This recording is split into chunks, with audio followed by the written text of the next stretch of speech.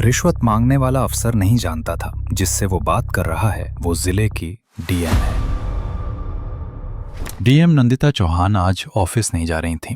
उन्होंने साधारण लाल रंग का सलवार सूट पहना, पैरों में चप्पल डाली और अपने छोटे भाई अंकुर के साथ ई रिक्शा में बैठ गईं। उनका इरादा था कि वे शहर को आम लोगों की नज़र से देखें। उन्होंने सोचा, कागजों में शहर हमेशा ठीक दिखता है, असलियत सड़क पर दिखाई देती है। रिक्शा बस स्टैंड के पास पहुंचा ही था कि सामने हंगामा दिखा। ट्रांसपोर्ट इंस्पेक्टर रमाकांत यादव अपनी टीम के साथ बसों की चेकिंग कर रहा था, लेकिन चेकिंग से ज्यादा वहां पैसों का खेल चल रहा था। रमाकांत हर ड्राइवर से कह रहा था, पेपर में कमी है, चालान 5,000 लगेगा, बचना है तो 3,000 दे दो फटाफट। एक बस ड्राइवर देवीलाल घबरा कर बोला, सर्वोस से सारे कागज ठीक हैं, मैं रोज ईएमआई भरता हूँ, मुझे मत फंसाइए। रमाकांत ने ताना मारा, ईमानदारी का ड्रामा मत कर, यहाँ नियम मैं बनाता हूँ, पैसे दे नहीं तो बस जब्त। देवीलाल ने धीमे स्वर में कहा, सर मेरी बस रुक गई तो लोग परेशान हो जाएंगे, मैं रिश्वत नहीं दूंगा। बात सुनते ही रमाकांत भड़क गया। उसने सिपाहियों को इशारा किया, बस खड़ी कराओ और इसे किनारे ले जाओ, बहुत सीधा बनने लगा है। नंदिता चुपचाप खड़ी सब देख रही थीं। उन्होंने अंकुर से कहा, यही वजह है कि लोग सिस्टम पर भरोसा नहीं करते। फिर वे आगे बढ़ीं और शांत आवाज में बोली, अगर कागज सही हैं तो चालान क्यों और रिश्वत क्यों मांग रहे हैं? रमाकांत ने उन्हें ऊपर से नीचे तक देखा और गुर्राया, तुम कौन हो बीच में बोलने वाली? यहाँ मेरे नियम चलेंगे, ज्यादा बोली तो थाने तक ले जाऊंगा। नंदिता बोली, किसी नागरिक से ऐसा व्यवहार सही नहीं है। वो हंसा, यहाँ या तो पैसा बोलता है या फिर हवालात। उसने देवीलाल के कॉलर को पकड़ा और धक्का दे दिया। लोग सिर्फ देखते रहे। कुछ ने वीडियो बनाया, लेकिन कोई आगे नहीं आया। नंदिता कुछ पल चुप रही, फिर बोली, अगर मैं कहूँ मैं प्रशासन से हूँ? रमाकांत हंस पड़ा, अरे तुम्हें देखकर लगता है जैसे किसी घर में काम करने आती हो, चलो हटो यहाँ से। नंदिता मुस्कुराई, ठीक है, अपना काम करते रहिए। उसी वक्त सायरन बजा, सरकारी गाड़ियां आकर रुकीं। ट्रैफिक कमिश्नर, पुलिस कप्तान और अधिकारी उतरते ही सीधे नंदिता के पीछे खड़े हो गए। रमाकांत के चेहरे का रंग उड़ गया। उसने कांपते हुए पूछा, मैडम आप? नंदिता ने दृढ़ स्वर में कहा, मैं डीएम नंदिता चौहान हूं और मैंने अपनी आंखों से देखा है कि तुम जनता से पैसे कैसे वसूलते हो। उन्होंने देवीलाल के कागज चेक करवाए, सब बिल्कुल सही निकले। नंदिता बोली, रिश्वत मांगना, झूठा चालान बनाना और धमकाना ये अपराध है, तुरंत कार्रवाई करो। सिपाहियों ने रमाकांत की बेल्ट और बैज उतार दिए। वो गिड़गिड़ाया, मैडम घर परिवार है। नंदिता ने शांत लहजे में कहा, किसी और का घर उजाड़ कर अपना घर नहीं बसाया जाता। देवीलाल की बस छोड़ दी गई। यात्रियों ने राहत की सांस ली। अंकुर बोला, दीदी आपने एक ड्राइवर नहीं पूरे रूट को बचा लिया। रमाकांत और उसके 2 साथियों को निलंबित कर दिया गया। उनके खिलाफ मामला दर्ज हुआ। खबर पूरे शहर में फैल गई। लोग कहने लगे, आज पहली बार लगा कि सिस्टम जाग गया। शाम को ऑफिस पहुंची तो नंदिता ने आदेश लिखा, ट्रांसपोर्ट विभाग की पूरी जांच शुरू। उन्होंने बाहर देखा, बसें बिना रिश्वत, बिना डर के चल रही थीं। उनके चेहरे पर हल्की मुस्कान थी। उन्हें पता था काम मुश्किल है पर सही दिशा में है। जांच शुरू होते ही पूरे ट्रांसपोर्ट विभाग में खलबली मच गई। कुछ अधिकारी अचानक छुट्टी पर चले गए, कुछ ने फाइलें छुपानी शुरू कर दी। लेकिन डीएम नंदिता चौहान अब पीछे हटने वाली नहीं थी। उन्होंने सबसे पहले पुराने चालानों का रिकॉर्ड मंगवाया। सैकड़ों चालान ऐसे निकले जिन पर ड्राइवरों के हस्ताक्षर ही नहीं थे। मतलब चालान कागज पर बनाए गए, पैसे जेब में गए। उसी बीच एक बूढ़ा ड्राइवर डरते डरते उनके दफ्तर आया। उसने कांपती आवाज में कहा, मैडम अगर मैं सच्चाई बताऊं तो मेरी जान को खतरा होगा। नंदिता ने शांत स्वर में कहा, तुम्हें मेरी तरफ से पूरा सुरक्षा मिलेगा, सच बोलो। ड्राइवर ने बताया कि हर रूट से हर महीने तय रकम वसूली जाती थी और उन पैसों का हिसाब रखने के लिए एक काला रजिस्टर था, जिसे सब माहवारी बुक कहते थे।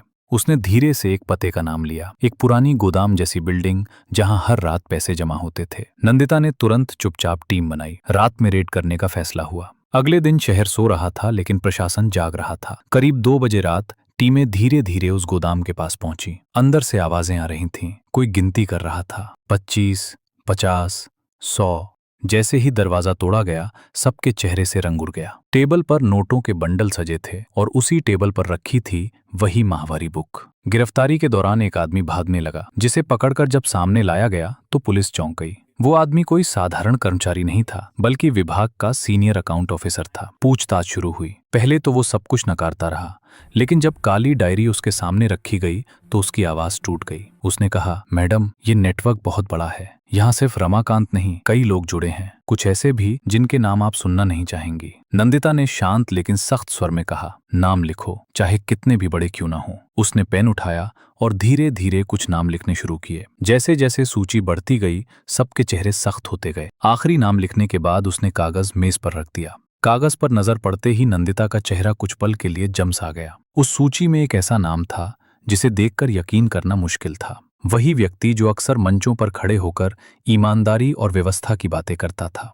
नंदिता ने कागज मोड़ा, अपने पास रखा और धीरे से कहा, अब असली लड़ाई शुरू होगी। अगले ही दिन सुबह शहर के अखबारों और न्यूज चैनलों में एक ही हेडलाइन फैल गई। डीएम ने ट्रांसपोर्ट घोटाले की जड़ तक पहुंचने के संकेत दिए। लोगों के बीच उम्मीद लौट रही थी, लेकिन सिस्टम के अंदर बैठे कुछ लोग बेचैन होने लगे थे। शाम को जब नंदिता अपने दफ्तर से निकल रही थी, उनकी कार के शीशे पर एक छोटा सा कागज फेंका गया। कागज पर बस इतना लिखा था, जांच बंद करो, वरना अगला निशाना तुम नहीं, तुम्हारे भाई होंगे।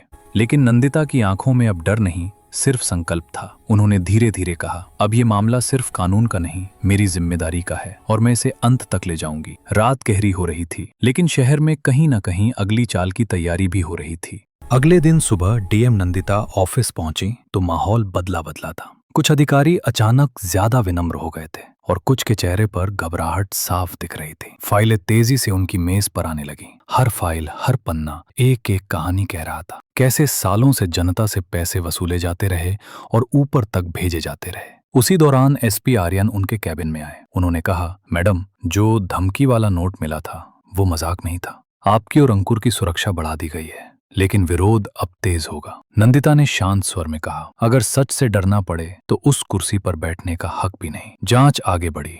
कार्यालय के कुछ पुराने कंप्यूटर टेक्निकल टीम ने जब खोले तो छुपे हुए फोल्डर मिलने लगे। उन फोल्डरों में ऐसे नाम थे जिन्हें देखकर हर कोई हैरान था। ठेकेदार, नेता, अधिकारी, सबका हिसाब दर्ज था और हर नाम के आगे एक रकम लिखी थी। उसी शाम एक गुप्त बैठक बुलाई गई। कमरे में सिर्फ 4 लोग थे, DM Nandita, SP Aryan, anti corruption head और district treasury officer. Anti corruption अधिकारी ने धीरे से कहा, मैडम, जो मास्टरमाइंड है वो खुद कभी सामने नहीं आता, सब उसके इशारे पर करते हैं और शहर में उसे मालिक कहा जाता है। एसपी बोले, वो सीधे राजनीति से जुड़ा है, अगर हमने कदम बढ़ाया तो बहुत दबाव आएगा। इसी बीच अचानक बिजली चली गई। कमरा अंधेरे में डूब गया। जनरेटर शुरू होने में कुछ सेकंड लगे, लेकिन उन कुछ सेकंड में एंटी करप्शन फाइल गायब हो चुकी थी। सबने एक दूसरे की तरफ देखा। किसी ने कमरे में घुसकर फाइल उठा ली थी। ये साफ था, सिस्टम के अंदर ही कोई अपने लोगों को खबर दे रहा था। रात होते होते खबर पहुंच गई, मास्टरमाइंड भागने की तैयारी में है। एसपी आर्यन बोले, मैडम, अगर हमें उसे पकड़ना है तो आज रात ही ऑपरेशन करना पड़ेगा। नंदिता ने सिर हिलाया और बोली, आज रात खेल खत्म। रात 12 बजे पुलिस की 3 गाड़ियां शहर से बाहर की सड़क पर निकली। आसमान काला था और सड़क सुनसान। एक पुरानी फार्म हाउस जैसी बिल्डिंग जंगल के बीचों बीच खड़ी थी। गाड़ियों की हेडलाइट बंद कर दी गई। कमांडो धीरे धीरे आगे बढ़े। अंदर से हंसी, गिलासों की आवाज और नोट गिनने की आवाज सुनाई दे रही थी। जैसे ही दरवाजा तोड़ा गया, सब कुछ बदल गया। टेबल पर नोटों के ढेर, लैपटॉप और वही लोग जो दिन में ईमानदारी की बातें करते थे और रात में पैसे गिनते थे। लेकिन जिस आदमी को सब मालिक कहते थे वो कहीं नहीं दिखा। तभी छत के ऊपर से दौड़ने की आवाज आई। एक शख्स पीछे वाले दरवाजे से भागने की कोशिश कर रहा था। 2 जवानों ने उसे दबोच लिया। जब उसे नीचे लाया गया, वो आदमी था ट्रांसपोर्ट विभाग का ही डिप्टी कमिश्नर। हमेशा सादगी की बातें करता और पीछे से पूरा नेटवर्क चलाता। उसने दबी आवाज में कहा, मैडम, जो मैंने किया सबकी जानकारी में था, पर कोई कुछ कहने की हिम्मत नहीं करता था। सुबह होते होते पूरे शहर में खबर फैल चुकी थी। पूरे ट्रांसपोर्ट घोटाले का सरगना गिरफ्तार। लोग तालियां बजा रहे थे, लेकिन कुछ लोग खामोश थे, क्योंकि सच सामने आते ही उनकी कुर्सियां हिलने वाली थीं। उसी दिन नंदिता के दफ्तर में फोन आया। फोन के दूसरी तरफ एक बहुत बड़ा राजनीतिक चेहरा था। उसने हंसते हुए कहा, नंदिता जी, इतनी सख्ती सिस्टम के लिए ठीक नहीं, कुछ मामले छोड़ भी दिए जाते हैं।